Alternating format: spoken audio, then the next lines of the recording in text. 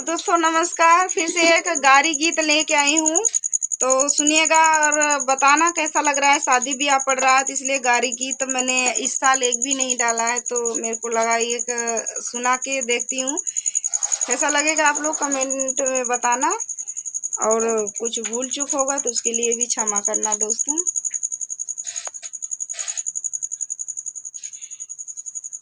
दुल्हे आगे देखती कि दुल्हे पाछे देखती, दुल्हे आगे देखती कि दुल्हे पाछे देखती।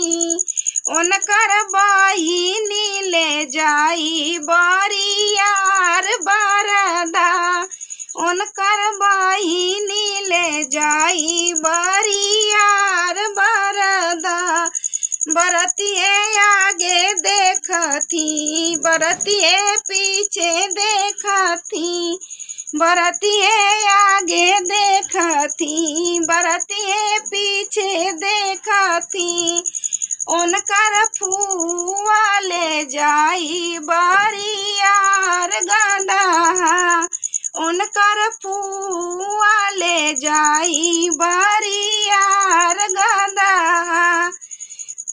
समधी आगे देखती न समधी पाछे देखती, समधी आगे देखती न समधी पाछे देखती।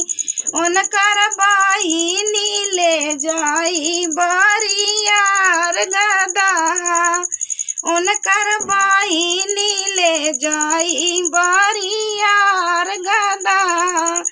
कैमराऊ आगे देखती न पाछे देखती, कैमराऊ आगे देखती न कैमराऊ पाछे देखती। उनकर फुआ ले जाई बरियार गदहा, उनकर बहिनी ले जाई बरियार गदहा।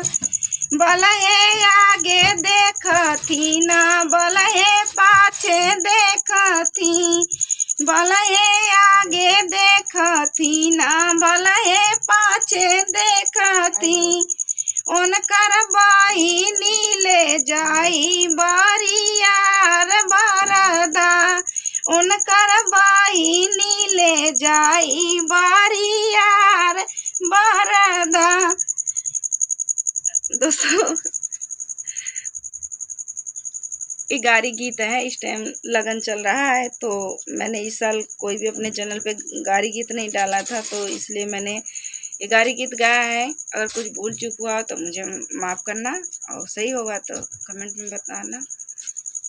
फिर मिलेंगे नेक्स्ट वीडियो में।